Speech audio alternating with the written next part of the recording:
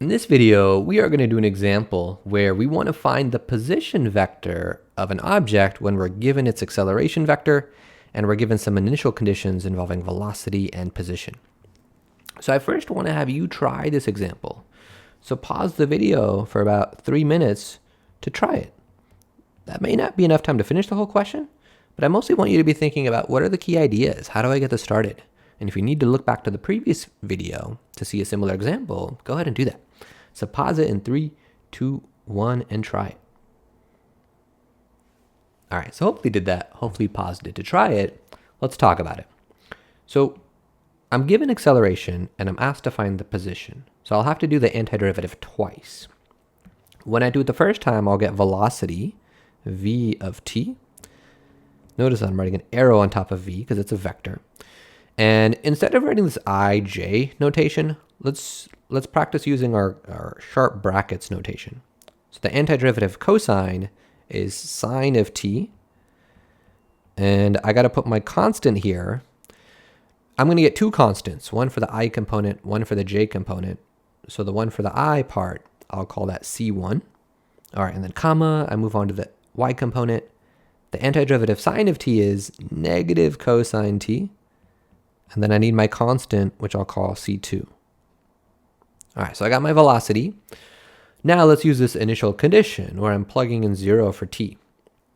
So now let's plug in t equals 0. So doing that, I'll get the velocity with 0 plugged in. So I'll get my vector. Sine of 0 is just 0, so I'll get c1 for the first entry.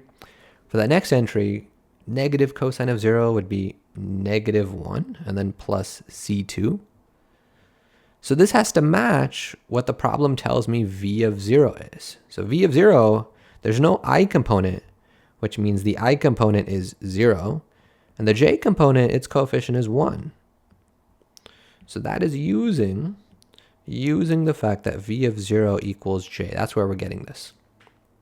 And now if we match the corresponding parts of this, matching the x components, I get c1 is 0. c1 is 0. And if I match the y components, c2 is got to be positive 2.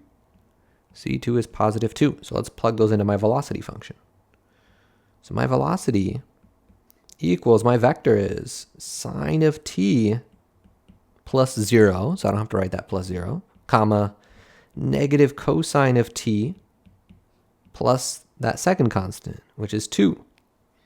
All right, so I got my velocity. I'm halfway there. We got to do the antiderivative one more time to get acceleration. Sorry, to get position. So let's do the antiderivative. That'll be r of t, my position vector. So the antiderivative of sine is negative cosine. So I'll get negative cosine t. I need a constant, which I'll call plus c3, comma, antiderivative of negative cosine is negative sine t. And then I get plus 2t plus a constant, which I'll call c4. Similarly, I'm given the initial position. So let's plug in t equals 0 here. So let's plug in t equals 0 into this position.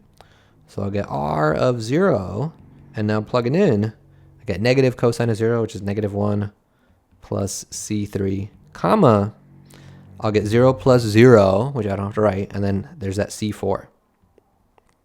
And that should be equal to this initial position vector. So its x component is 2, the y component is 0, because there's nothing with a j.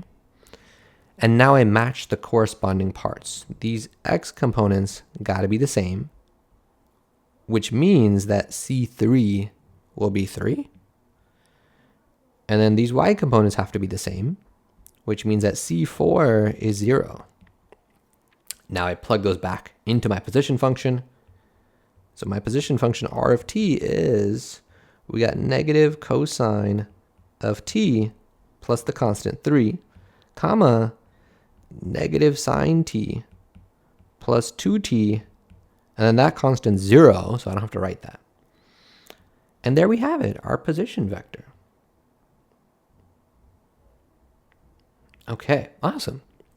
So going back to our goals for this section, going back to our goals, scrolling all the way back up, we have now finished goal 2, talking about how we calculate and interpret the derivative and antiderivative of vector-valued functions. We're going to end this section by doing an example that applies this to what's called projectile motion. That's to deal with the situation when you have an object and you launch it into the air and you follow its trajectory as it flies in the air.